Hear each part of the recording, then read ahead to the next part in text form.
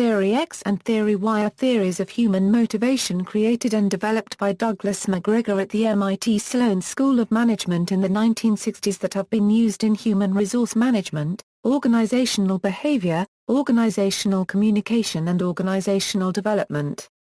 They describe two contrasting models of workforce motivation. Theory X and Theory Y have to do with the perceptions managers hold on their employees, not the way they generally behave.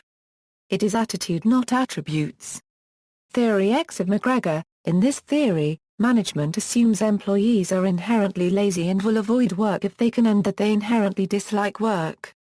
As a result of this, management believes that workers need to be closely supervised and comprehensive systems of controls developed.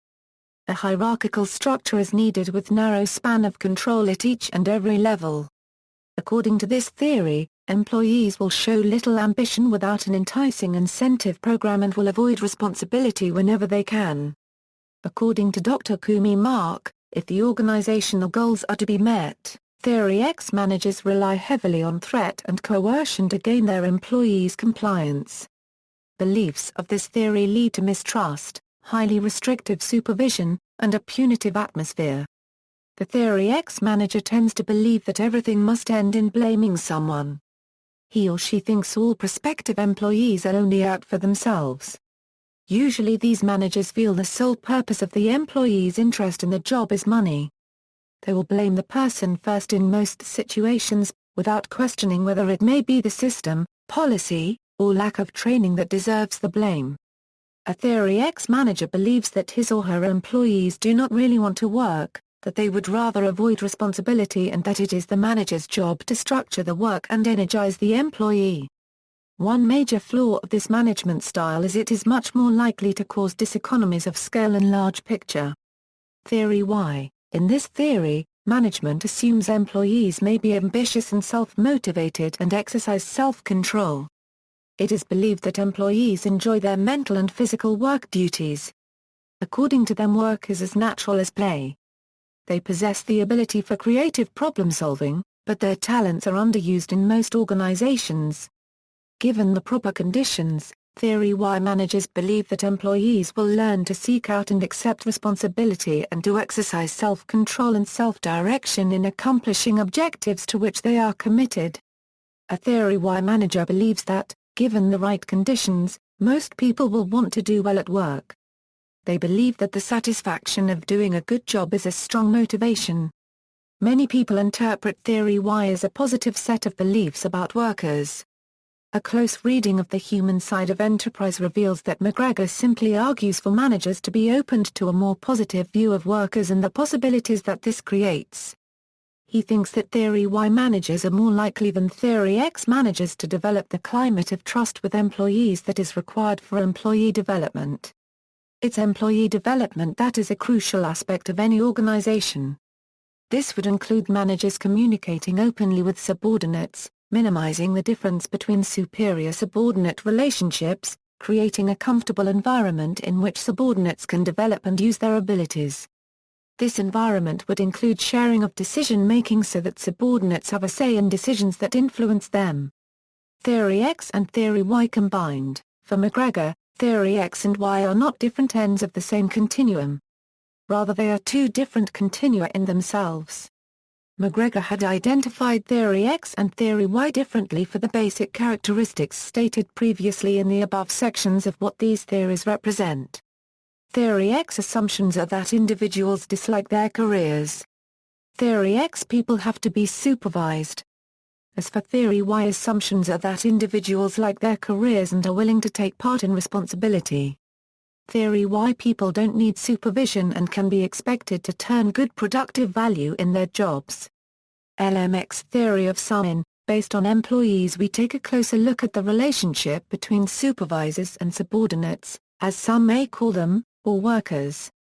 The quality of the relationship between the two can be described by Summon as a term called leader-member exchange theory. What LMX theory basically points out against McGregor theory is that leaders develop unique relationships with different subordinates and that the quality of these relationships is a determinant of how each subordinate will be treated.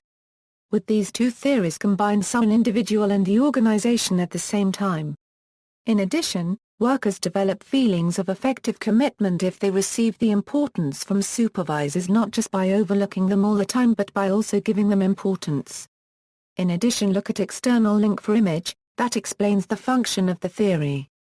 McGregor identified people based on two theories they can possibly have, theory X, or theory Y.